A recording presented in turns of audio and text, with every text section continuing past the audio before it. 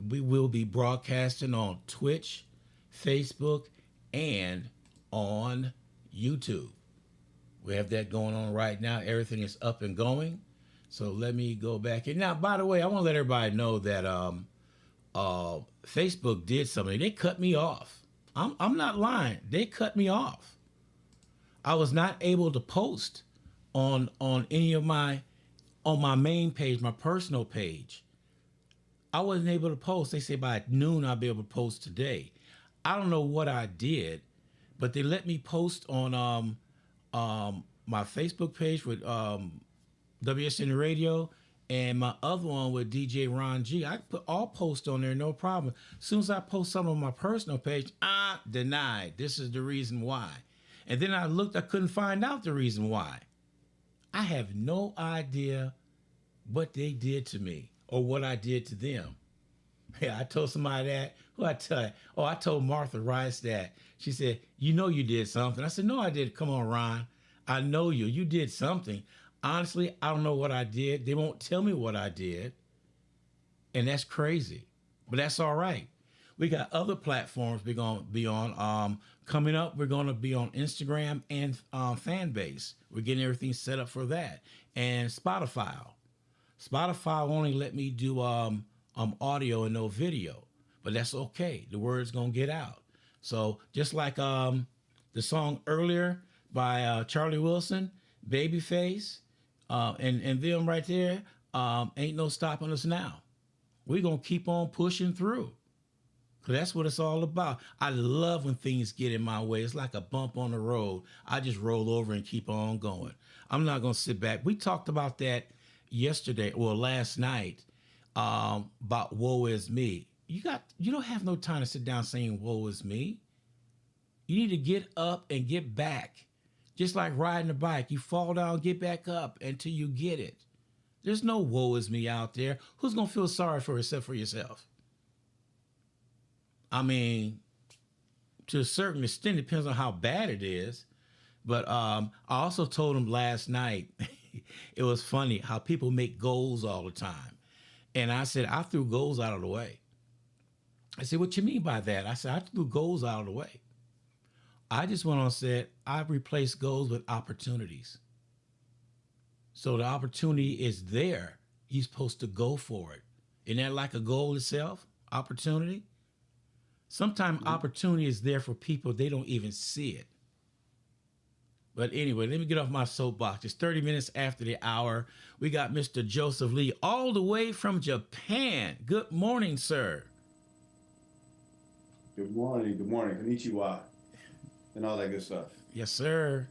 As we always talk about. Let's see, we got Faye on here from San Antonio. Good morning, Faye, and we've got Sharon popping on there. Good morning, Sharon, and all our listeners all over the United States and internationally. We've got a lot to talk about today. Actually, we always have a lot to talk about, but Yeah. I like, when we had one of the life coaches for Impact, Tomas Henderson, talking about, opportunity, not setting goals, and kind of falls in line with what you're saying. I mean, goals can change, while you're in the middle of pursuing a goal. Sometimes you want to set a higher goal. You realize, well, I'm gonna hit that. So let me go ahead and adjust. So my motto for 2024 is I'm going for more in 2024, more of positivity, more of life, more of, everything positive, and all that goes along with it, and dropping off the negative. So, I can always do more, and every day is opportunity, like you said, for a blessing, for redirection, and leaving space for God to lead you, in your opportunities and things you're focusing on. Because I'm gonna tell you something, this year, if no other year before, we're gonna need all the spiritual intervention, mental health awareness, and focus like never before. Because apparently we've got a presidential potential candidate that says that America has never been racist, which I had to make sure I saw that on about 2 or 3 different channels before I believed that somebody could actually be taken seriously that actually said that. And when the number one front runner for the GOP uh, is one of the most visible examples of racism, if I could ever imagine it. Now, just think about this for a second. We got a man that's been indicted 91 times that is running for office.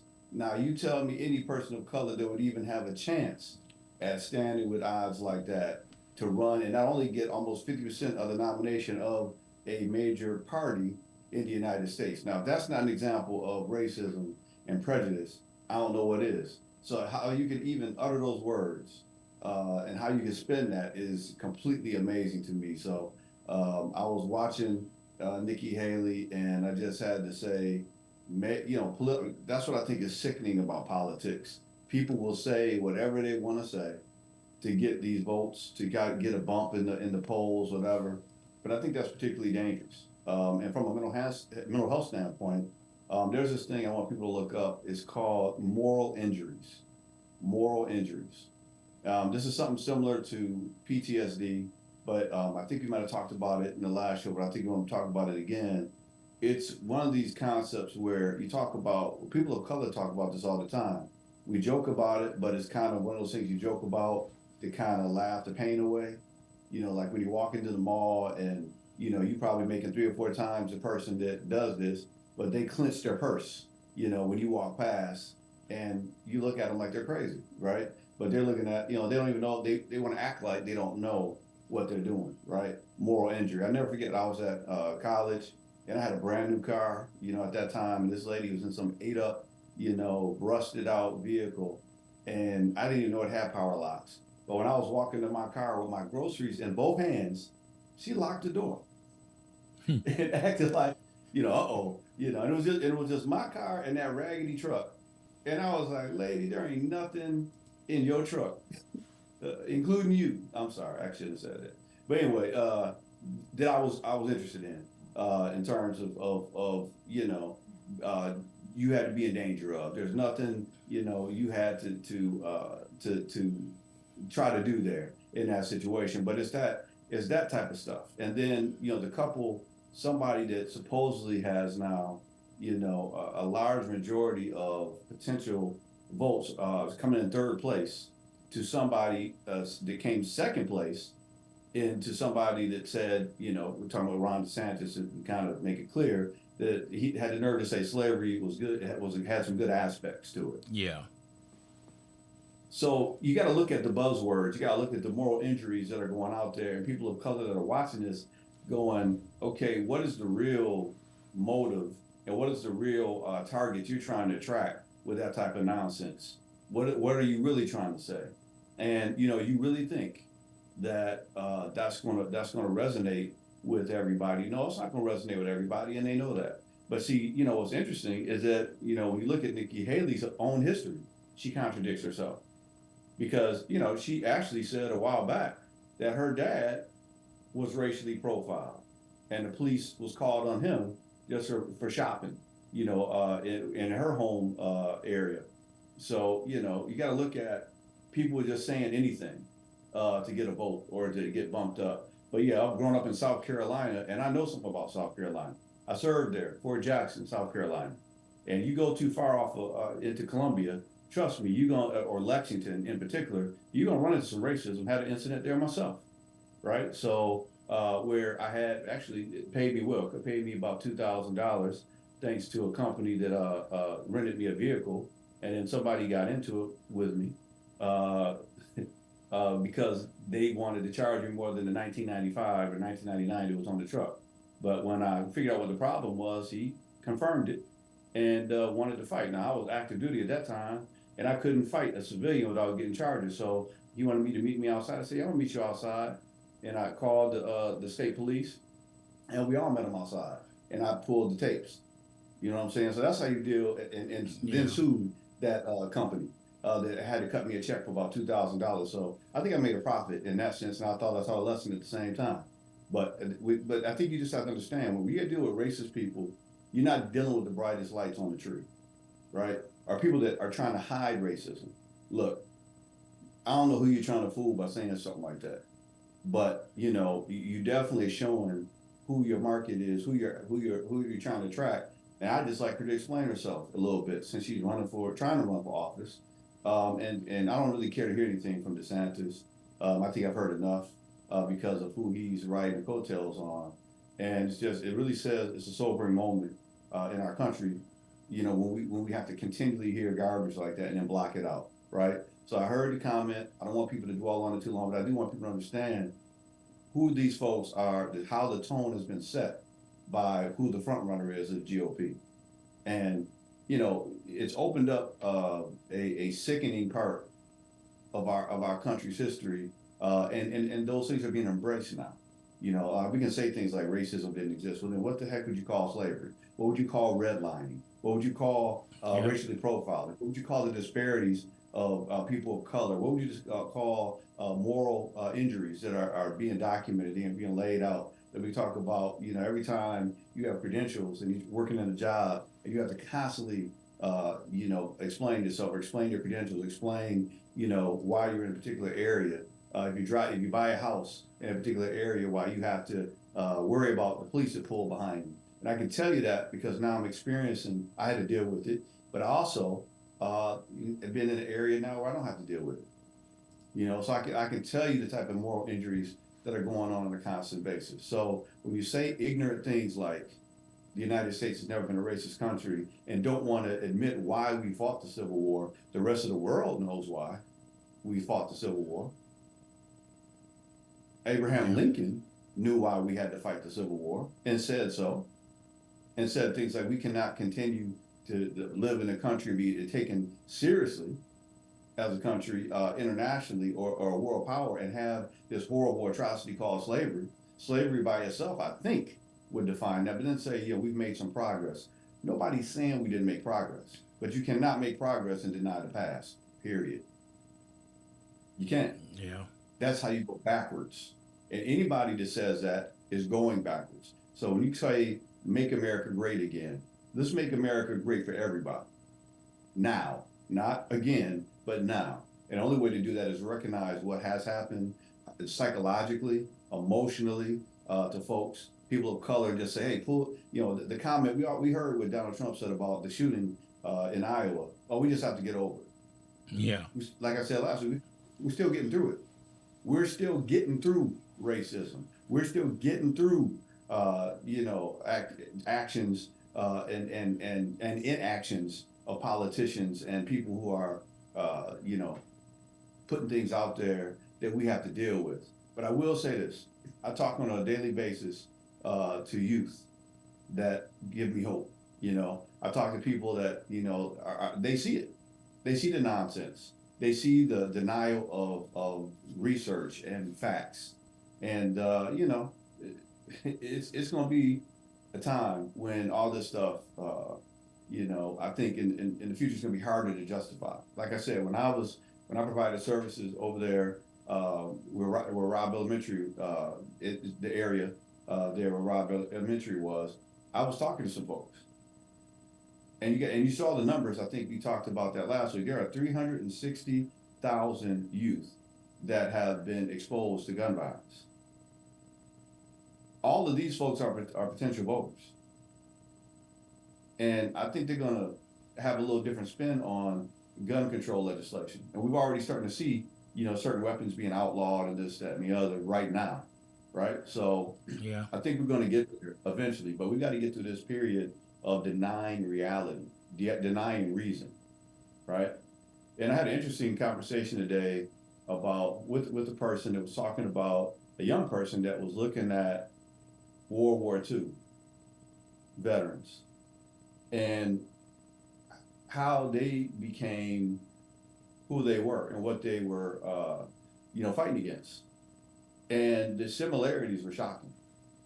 When they were talking about somebody that was a dictator, authoritarian rule, and that, it was real clear back then what we had to fight against. Yes, bombing of Pearl Harbor made it clear, but also what, the Nazi movement was trying to do under Adolf Hitler. It was clear what they had to do. And it was essentially, hey, either democracy is going to win or this is going to win. And it seems like, I looked at a post in Houston where, it was saying, make America white again, the Nazi symbol. Look, when you start elevating racism, when you start elevating alienation, separatist views, things of that nature, and you turn a blind eye to it, there's some pretty powerful demonic forces that rise up. And, we've had to deal with it before, but the way we are supposed to advance is to recognize the psychological and physical harms that are happening when you allow this mindset to take place. If you don't challenge it, you're feeding it. So in our halls of academia, in the street corner, in the conversations, we have to, in our politics, if we don't address it, that's where it grows. You got to think about it. Back when uh, the Nazi situation was happening, people were being dragged off to Dachau and the other concentration camps. In the beginning, they lied about what was going on and saying, "Oh, they were just taking these folks away." And then when he realized that nobody was coming back, and you started seeing the smoke going up in these areas, you were realizing, hey, now this thing is something different. But once people got lulled to sleep, atrocities can happen. So be mindful.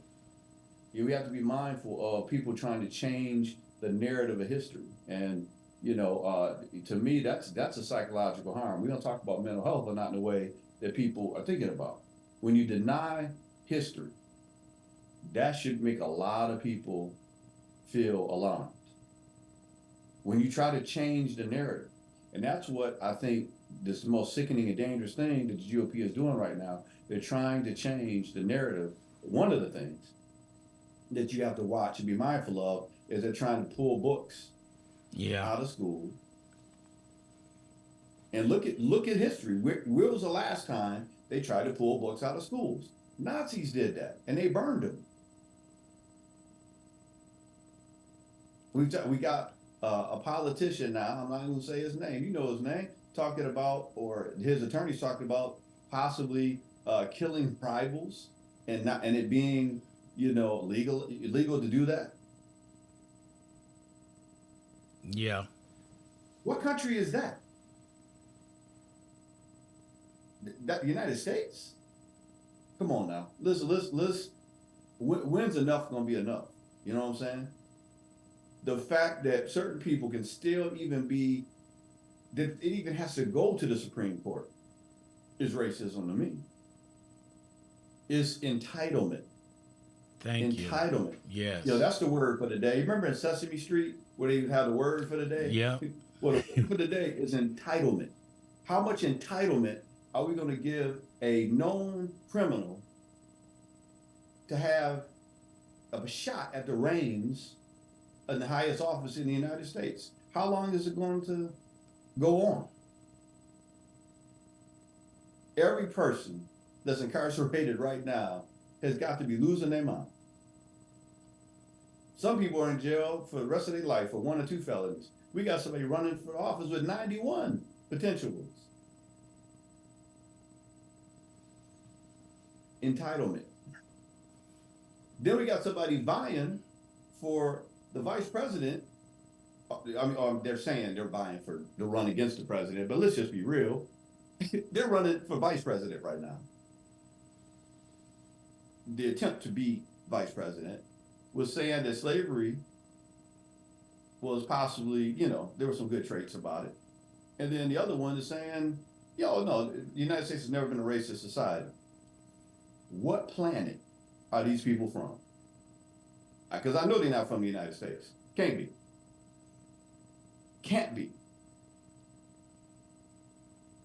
I'm not even going to honor the argument. The fact that the United States formed was based on racism. Did we not forget who the original people were in North America? Come on now. Can we be real at some point? Because if you can't be real, you're never going to make progress. You're never going to be taken seriously. Yep. And from a mental health standpoint, we call that delusional. alternative facts. There Oh. are no alternative facts. It's not, what are you talking about? You sound crazy. Crazy. I know that's not in the DSM, but I'm just calling it what we call it. Just you lost your mind. And then you wonder why, people are mad and don't want to hear the nonsense. And, I think it's a whole bunch of a mess, up here and people running for office because they're placating to a very small minority of people that allow it to go on. You know what I'm saying? So, shame on Nikki Haley for denying her own family history and then trying to run for office on it. And then if it wasn't any racist, why did she take the Confederate, statue down? What was she trying to, what history was she trying to, deal with? I think she took the Confederate statue down, wasn't it? Or I was think it, so. or was it a Confederate flag? Whatever it One of was, those, yeah. I know how I felt when I looked at, when I understood what the Confederate flag was. Now let's just admit, when I was younger and I was watching the Dukes of Hazzard, and that little orange car was flying over the place with that rebel flag. They were trying to brainwash us back in the day, Ron. Come on now, just some good old boys. Never mean no harm. Come on now. I listen to that song and I'm like, I feel like I should sue CBS right now. Brainwashing us into listening, and running from they can run from the police, you know. Anyway, it's just You know, racism, huh? you know. Are you kidding me? My Are deal you is kidding me? my deal is this right here. Was it Nikki Haley, mom and dad immigrants that came to That's the what I'm country? trying to say. They came to She, this country, and she's a daughter of immigrants, but yet how can you side and say, I remember they said you never mentioned anything about slavery. You know what she said? Well, what about it? So sarcastic. What you mean, what about it? Like I'm not gonna say nothing about it if well, you don't say nothing about it. I mean, it's not politically correct for her to talk about it. Her dad was a Sikh man, Sikh. I might be pronouncing that wrong, my fault, but it's the people that are wearing turbans and were shopping at a produce stand, and he was racially profiled. The police were called on him. Well, I guess that wasn't racism.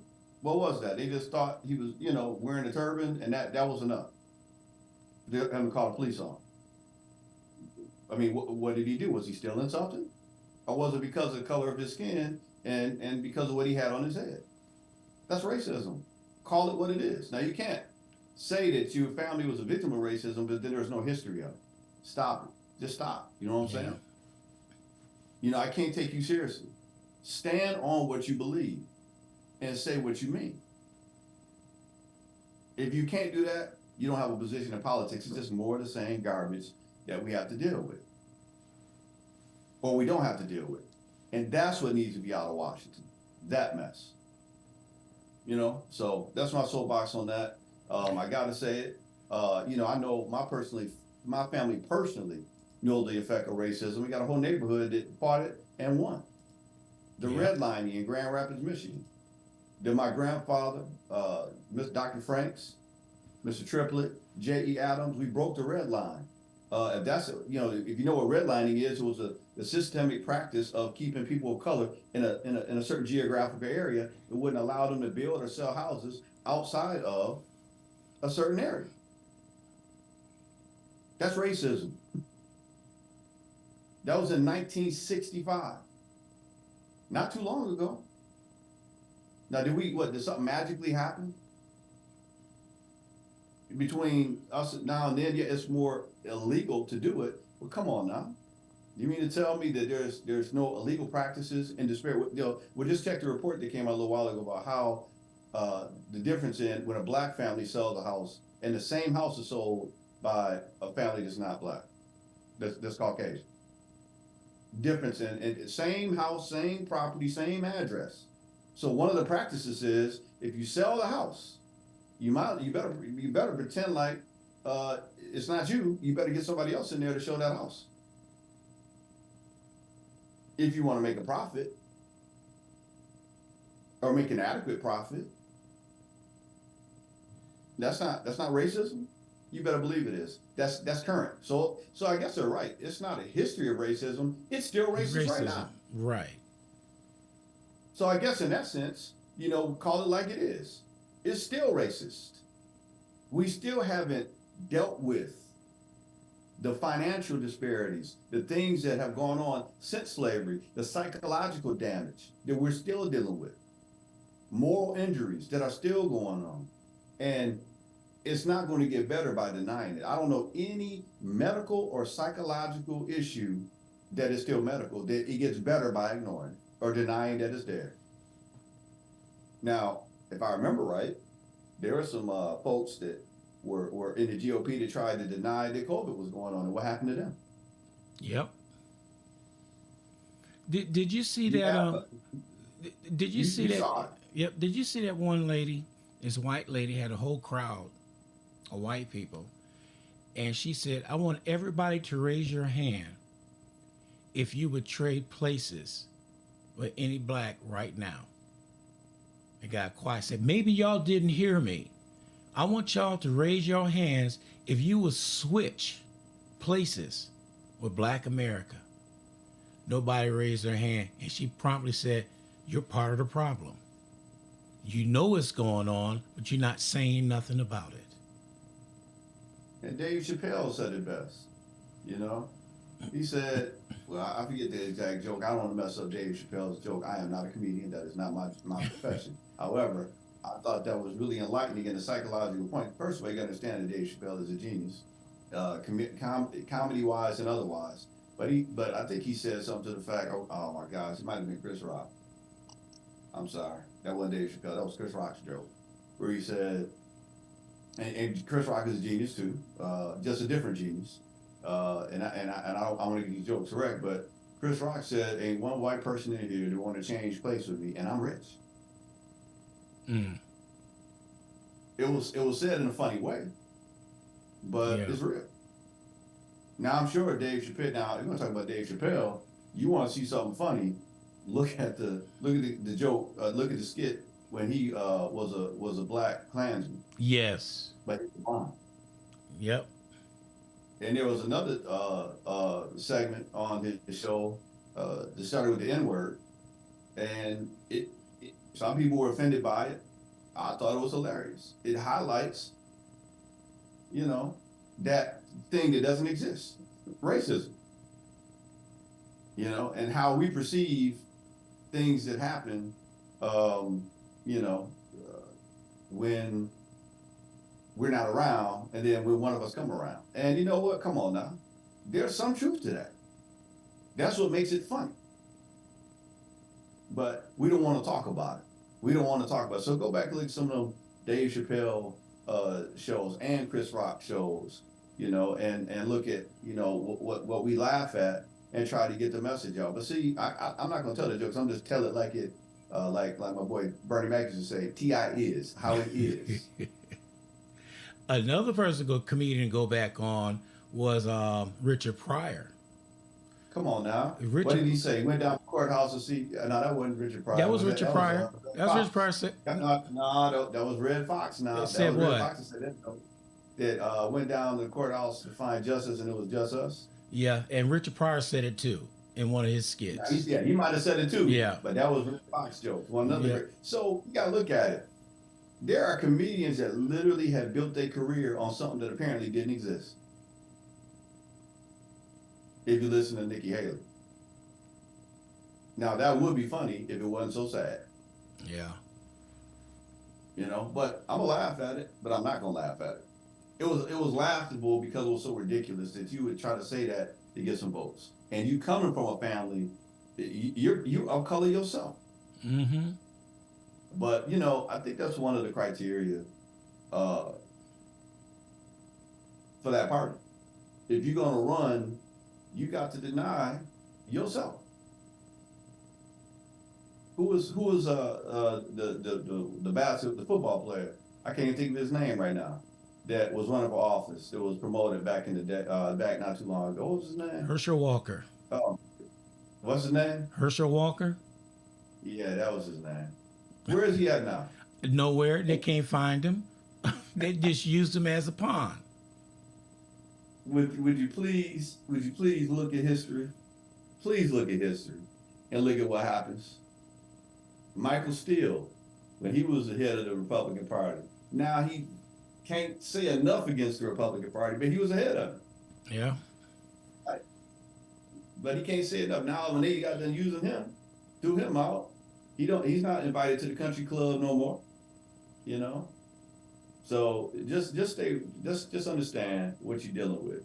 And you know that all these things and practices, they didn't come out of nowhere. It's very intentional. It's very intentional.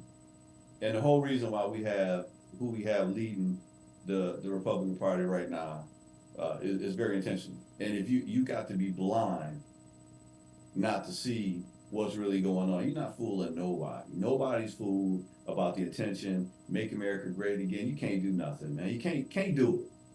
What did you come through with? I thought Mexico's president was supposed to build the wall. Wall still ain't built. Thought you're going to change affordable health care and put this way better system in, and do it bigly. Didn't do nothing. Did nothing but cause more divisiveness. And still causing divisiveness. But they're still willing to vote for it. Well, that's who the problem is. Period. What's that saying? The problem's not the problem. The problem is your attitude about the problem. Come on. And your knowledge. Now, yes, we have a problem at the border, but denying people and allowing people to die while trying to get here, that can't be the solution. Saying God we trust, love thy neighbor, aren't they our neighbor? Letting a lady and her 2 children die in the water down there by Eagle Pass. Yep. Yes. And then now trying to block federal agents from taking a look at the foolishness that you're doing. Okay? Let's see how that works out long term. See, evil ain't gonna stand. You think, like the other scribes and Pharisees before, that you're doing good. What did God say about a child? I don't think he said a Mexican child. I don't think he said an American child. What you do to a child or allow to be done to a child. Come on now. Yeah. Now you're so worried about abortion, but the children that we have here on earth, you ain't doing nothing for. So worried about how the child gets here, but when the child gets here, you don't want to do nothing for him.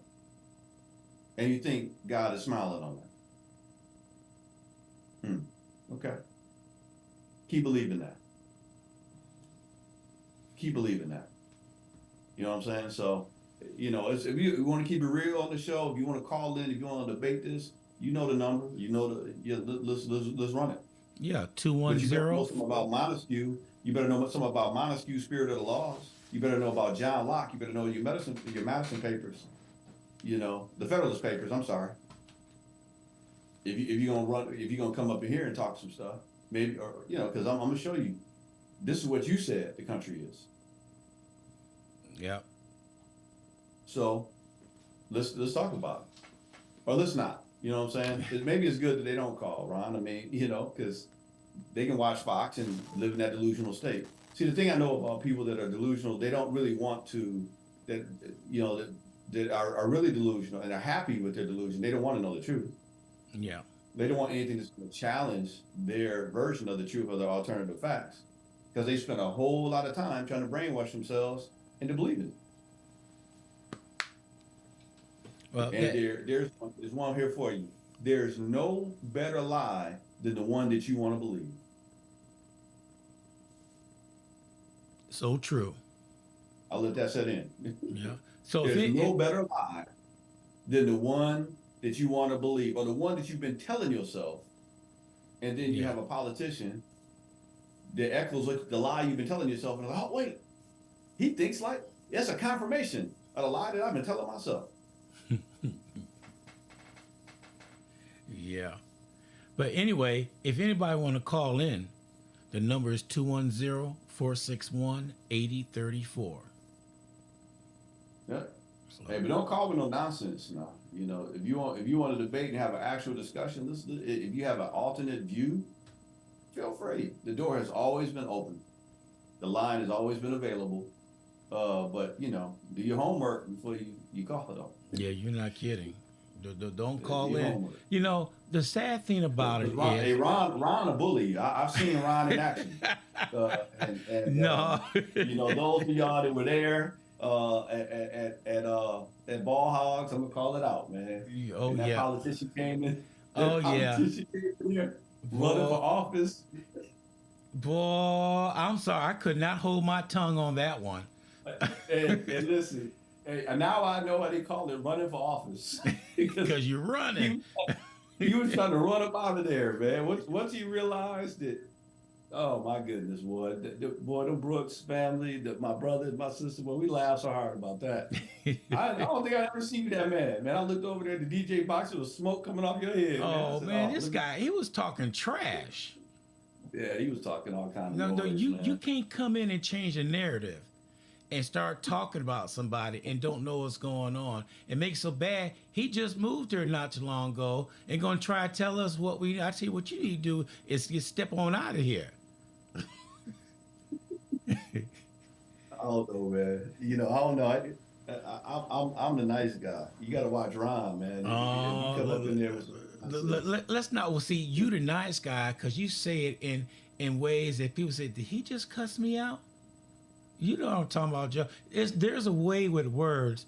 My mom always told me a good communicator has to be a good listener. And when you talk to somebody, you don't have to use any four-letter words to get your point across. Because she said if you could cuss somebody out by saying a cussing word, you're a great communicator. Mhm. And that's Yeah, you. You're a great communicator, Joseph. well, we'll leave it at that. I'll take the compliment. Thank you. God is good. But you All know, the I'm gonna tell you time. something about being a great listener. And this is for all the people that got kids. You should teach your children how to listen to the elders. Yeah. And I'm not saying it in just some, metaphorical way. You know, I'm saying is you really need to teach your children to listen to the wisdom that these elders have. I would not be doing what I'm doing right now. I would not be in the position I am in life right now if I had not listened to my elders. And see, if you listen to them and you listen to them long enough, something happens. There's a transfer of wisdom that happens, and you know when somebody's BSing you. I don't have to listen to you too long before I know that you're trying to sell me a bill of goods, as they used to say. I don't have to listen too long. And that's if we can just pass that on to our kids, we will have done them a service, a great service, in terms of politics, employment, friendships, all of that. And then on top of that, we got to teach them how to manage money Yes. by listening to, one of the things I teach the youth about is buying cars, right? And they see me, the Capitol Leaguers, and Capitol League, they saw my BMW, my drop top or whatever, and they're like, "Oh, Mr. Lee, you got this nice ride, man. How am I going? One day I want to get that." I said, "Yeah, you can get it, but wait a few years, like I did. I Yep. saw that car and I knew that's what I wanted, and I waited till it got to the price where I wanted to spend the money that I can pay it for in cash." So what year is that, man? It was a 2000 whatever, whatever. No, man, that car is a 2000 way back. Yep. Oh man, you take care of it. Yeah, because that's what my grandfather taught me to do. Keep your car looking nice. It'll last. Get you something that you might like or whatever, but understand that's the worst investment that you can get. Yeah. So don't put that emphasis in it. Right. As soon as you drive it off the You know? lot, as soon as you drive it off the lot, goes down. So it lies in there. When I tell them what year my car is, they're like, "Man, it looks better than new ones." Yeah. Know something about the model. Know something about what you want to get, and it's faster than the comparable model for that year, the new one. Yeah. Not that you should be racing, but if you're gonna buy something, it's supposed to be a sports car. You probably want it to be faster than the the, the fastest one that you can get for that price or for that money. I don't know. It's just you learn to think smarter when you listen to wisdom. You know what I'm saying? So, if not, you got so many people getting on this social media, listening to people that they think are smart because, they got all these leased vehicles and cars that are and homes that are leased. You know, Yeah. what happens to a lease? It means you don't own it. And so for some people, that's a good thing. If you travel around a lot and you don't really want, leases. I'm not saying leases aren't a bad thing, but look, the image of having to do this, having to do that, is causing some of these kids to be completely irresponsible, completely irresponsible. And one of the things we have to teach is wealth ownership and maintaining. Right. You know, other people are doing it, teaching their kids that. You know, I'm talking to kids on a regular basis that they understand it, man. They understand like when I talk about the school schedule and these kids that are going to college, they understand, why they're going to college and when they get money, because they understand the average income here in Japan is less than 2,000 a month. So when they go to college and they can make, six figures, they know what that can do. How many families do you think that could help back home? Now they come over to the United States, go to the colleges over there, and then come on back to their country and live well, Yeah. Exactly. or or live frugally, in the States, but they're making all kind of money. So we got some things we need to learn, but you got to be receptive to it. Teach I, your kids to be receptive to it. right. You I know, was listening to somebody the other day, and it made sense. They said, "Don't wait for your elders become ancestors. You will never know the wisdom they have for you," which made a lot of sense because we talk about our ancestors, and I remember somebody asked me, "What do you mean by ancestors?" I said, "They're dead and gone. You have your elders right here, wisdom right now. Listen to them now.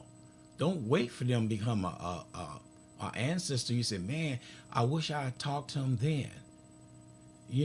My grandkids, we sit down and we talk, and they are amazed of what I'm telling what's going on. Matter of fact, this was a true story. This guy needed to use the phone, and they brought him a phone, and he looked at the phone and said, "How do I dial the number?" I say, "You turn where the seven is. Seven." He did not know how to use a rotary phone. They were so used with this hand phone, he got this phone thrown about. He was lost. He was completely lost how to dial a phone. Now, that's crazy. it's not crazy, Ron, man. You know what I saw the other day? My wife had pointed out to me. Driving down the street, I looked over, I saw a phone booth, Oh, yes. and I realized what we lost. You know, the phone booth, it's a phenomenon. You know what I'm saying? You go to the phone booth, you had a place where you had some shelter from the rain. You could call somebody at a little extension of your home a little bit. We could talk to somebody Yeah. and kind of get a break from the situation, a little sense of security. Phone booths, they represented the time. Those of us that are old enough to remember phone booths, right? And if you could get to a phone booth, that was safety. There was usually a light in there somewhere. You could get down 911 if you needed help or whatever. It represented something. Yeah. Well, now there's no phone booths, right? So, I mean, that's something that touched me, man. I was like, wow, we lost that. We lost that piece of our existence, with this thing called a cell phone. That's just one of the things that we kind of lost.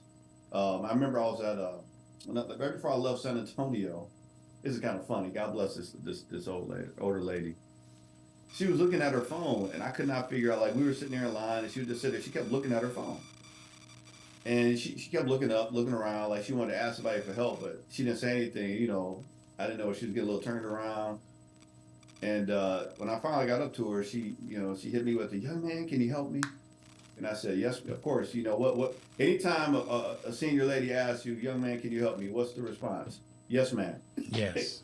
How can I help you? Whatever it is. Yes, ma'am. That's it. It was automatic. I said, yes, ma'am. How can I help you? She said, and she said, whispered it. I'm trying to dial out.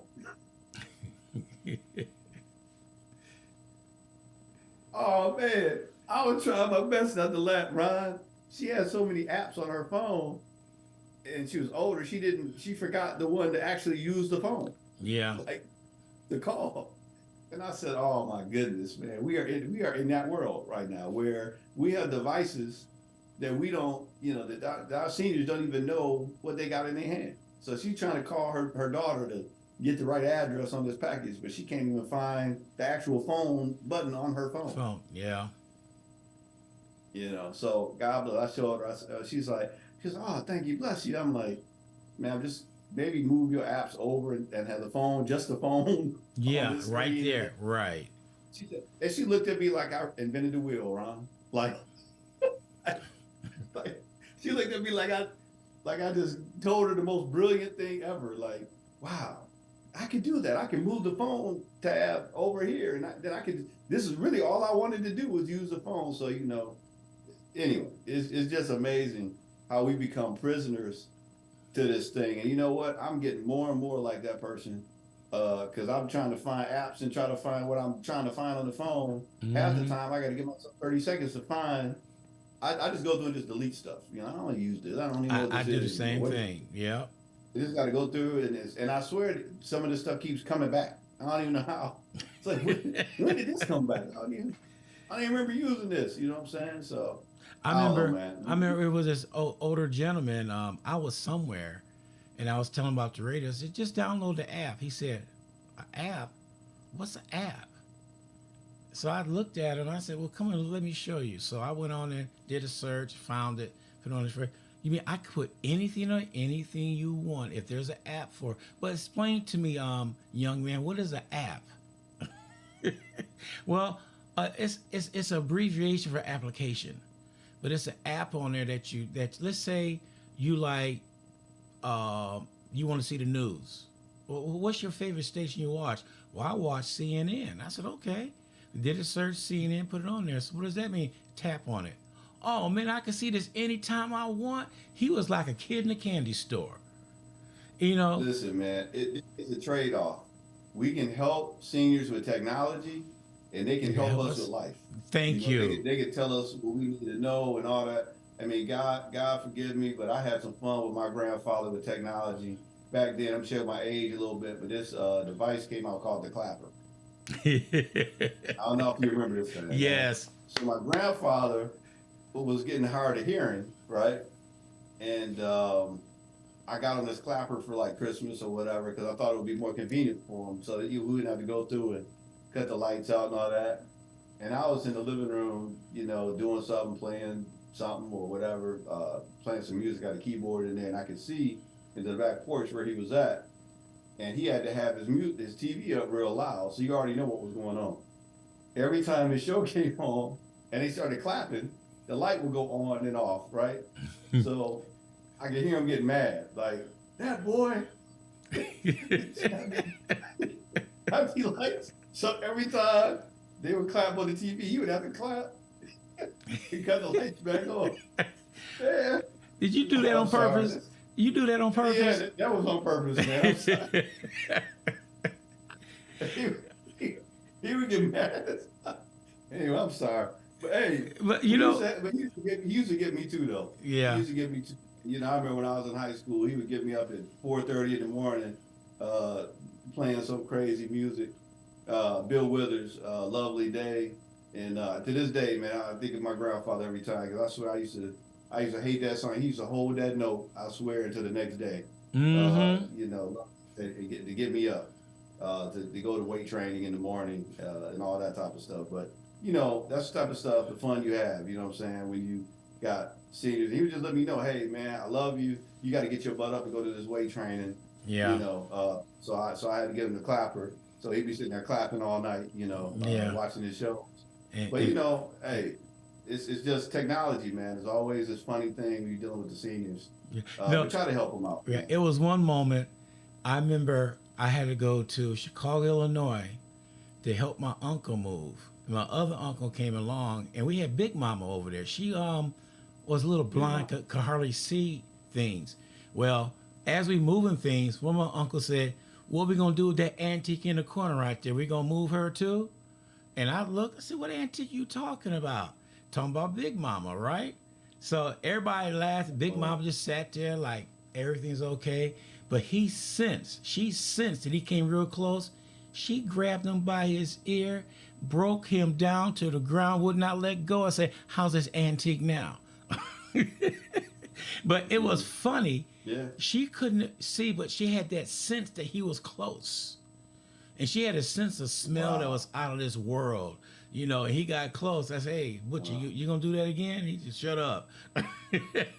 So, like you said, but she would sit down there. She would tell us stories and everything about Yeah. slavery and all. I mean, we miss. See, that's the talks that we miss when people were actually Yeah. there and they could tell it. And you sit down there and say, "Wow, Wow. you lived through all," and you look at how they lived and lived through all that and where we are right now. I guarantee you more than 95% of these people wouldn't last back in the days. I'll be one of them. Uh, I'm telling you right now, I've been in some heat. I can imagine. When I was in the military, man, I had to fold the flag at next to a cotton field in Columbia, South Carolina. And I think these people used to be sharecroppers. His family, they had bought some land that they had as a cemetery plot. And I had to fold the flag for this veteran, man. And I had to stand out there next to this grave site for about a half an hour. And it would have been 2 minutes longer, I'd have passed out. I don't even know how. And I was looking at those fields, man, where you couldn't see the end of it. And I was like, it was like a moment, man, where I realized how strong our ancestors were. Yeah. I mean, you couldn't, have you ever seen a cotton plant? You know what I'm saying? And seeing the barbs that are on the bottom of that. And we were out in those fields and all that heat, pulling that with our bare hands. You know what I'm saying? Mm-hmm. And I'm sitting there with this beret on and uniform, and I in my class A's, ready to fold this flag, and I just something said, you got it. This is in your DNA. You can handle this heat, and I made it. But I felt like I was gonna pass out. But just Mm. remember it. Remember, if you were gonna pass out back then, it was a penalty for that.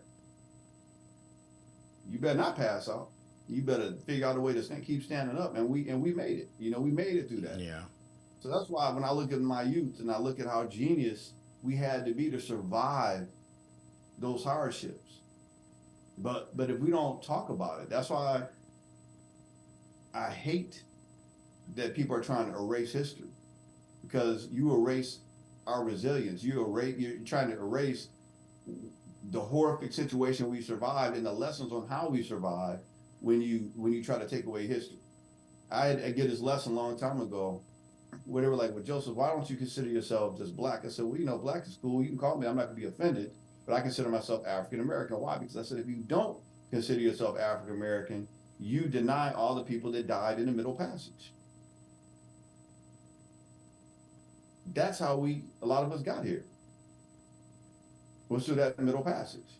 Yeah. So that's why I consider myself African American, because we had to pay a price to get here. And some of us didn't make it. A lot of us didn't make it. So that's just my spin on African American versus black. Now, do I know exactly where I came from in Africa? No, I don't. Would love to. Maybe one day I will. But that's also part of the legacy, that even though you stripped and stole all that from me, I still know there's something inside me that can master anything I put my mind to. Why? Because we created it. I understand history. I understand our role as being the fathers of civilization. I understand that Egypt is a part of Africa and everything that came along with that. Why the faces of the Sphinx were destroyed. I understand all that. Did the Yeah. research. Now I apply it now, and it helps you to understand what's going on with the current events and the things and how they're still trying to blast the face of history Yeah. off so that you will not know how genius and how brilliant you are. But you know what? You can't hide it. You can't hide it, man. You can't hide who we are. Whatever field we get into, we're going to hit the top of it. Why is that? Why is that?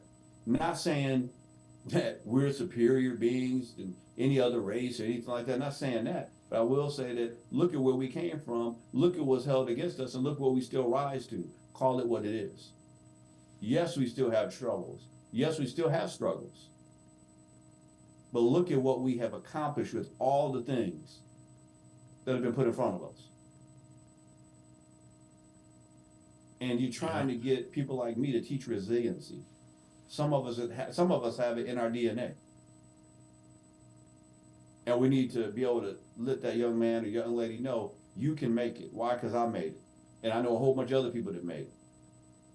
But don't fall victim to a learned helplessness mindset. Well, just because you see a whole lot of people doing a lot of stupid things, that doesn't mean you have to follow that, regardless of how cool they might think it is. And that's for any age group. Yeah. You know, we got some old fools and young fools that are choosing to be a fool because they think it's cool, popular, whatever. You know, it is. But I'm gonna tell you something. This is for the young men.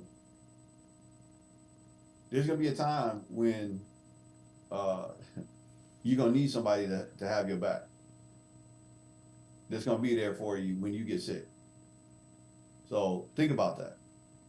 While you out here running the streets or whatever the case may be, thinking you a king. See, that's one of the things that I think about our history, and I think about people. We have this thing now in our culture where we call each other kings.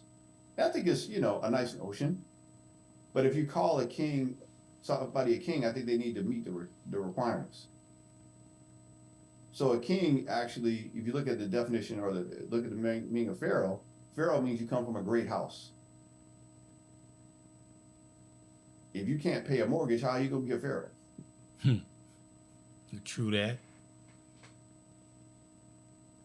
Another thing is, how are you gonna be a pharaoh or a king and you're more like a court jester? Meaning that you got jokes. Your lifestyle is a joke. Meaning that you don't live with any vision. You're not taking care of your children. How can you be considered a king? A great house means everybody was taken care of. Yeah, you might have had multiple wives back in the day, but you could provide for all of them. So if you're going to be a king, step up to the plate. At least take care of the one wife that you got. You bet not. I'm sorry. You better, like I said, And take care of Lord that forbid, one. if you got more than one wife, I've actually heard this recently about some guys that have more than one wife, and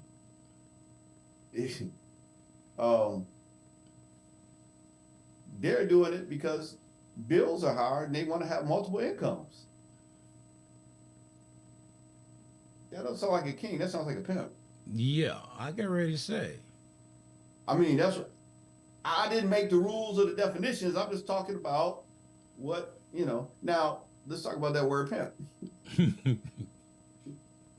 Where did that become so popular? Let's go back to the 70s when There you go. Superfly came out. Mm-hmm. Have you looked at Superfly as an adult? He was kind of sweet. I don't know, you know, he was kind of sweet looking and acting. Now, that's all I'm gonna say on that. Was that Ron? That was Ron O'Neal, right? I don't know. Yeah, I think that was his name. But Yeah. just look at the mannerisms. You know what I'm saying? For one. Now, I'm not saying, you know, anything about that or that community, but what I'm saying is, I don't think the people that adhere to what they call a pimp as that. I don't think they appear. So what are we trying to be if we think we're cool being a pimp? And we look at the people that are out there pimping right now and saying that that's something positive. We look at folks like Cat Williams who make a persona of being a pimp and that being funny. Now I'm not going to talk about Cat Williams too much because he's talking about pretty much everybody else. But what I will say is, on that, Cat brought up some interesting things. Yes, he did. We've been talking about it since I brought it up. But I just want people to think about one narrative.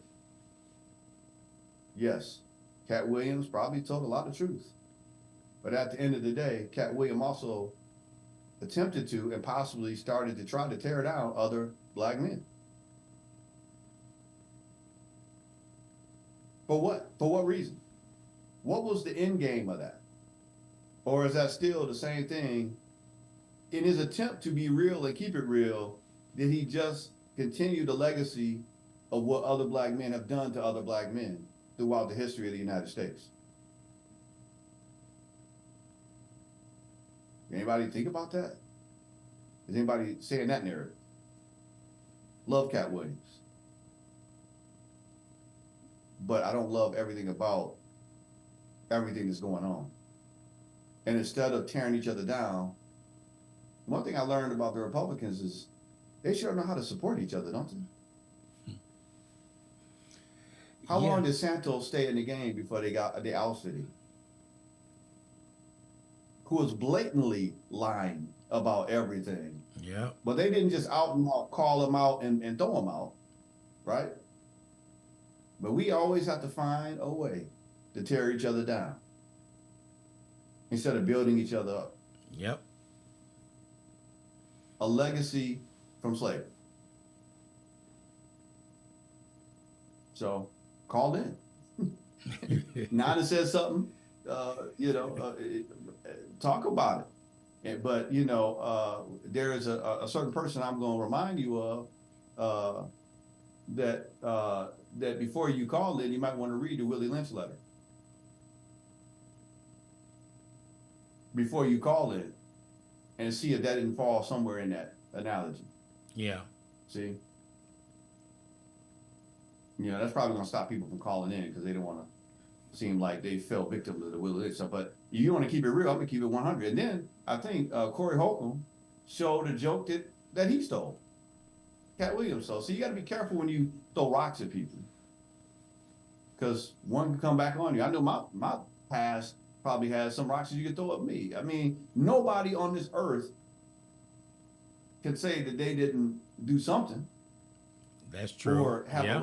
a wrong mindset at a particular point in their life. But are we going to judge people for where they've been through or where they're at now? Now, I like Kevin Hart too. I like every one of those comedians. I like for one reason or another. One of them is my fraternity brother. So definitely going to, respect him, because I know what it takes to be in my bond, But what I will say is we've got to get to a point where we build each other up. If we got something against somebody, we have to be able to come to them directly, man to man, and say, hey, man, that was messed up. I don't really like what you did. And if you can't do that, move on, man. Move on with your life. If you are doing something positive, productive, we're going to go back to that conversation we had a couple weeks ago, a couple months ago. You only have so much time between those two dates you can't escape. That dash. In the middle, you can either do positive energy, invest that, try to help others, or you can invest that in tearing people down. And I don't think at the end of the day, when you look back at your life, yeah, he might have got 4 people, but is that what you're going to be proud of? I'm more proud of Cat Williams, what he's done for the community and what he's done for adopting those kids. That's why I like Cat Williams, and he's funny.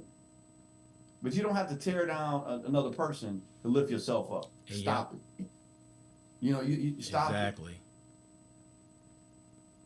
So I'm going to use that example to just go, man, you're funny, man. I consider you a king of comedy. Don't tear other people down to lift yourself up. Has it got 30 million views? Yeah, we love negativity. We love, seeing another person fall or whatever the case may be. I wish we could change that narrative and loving to see people elevate. I want to see everybody succeed.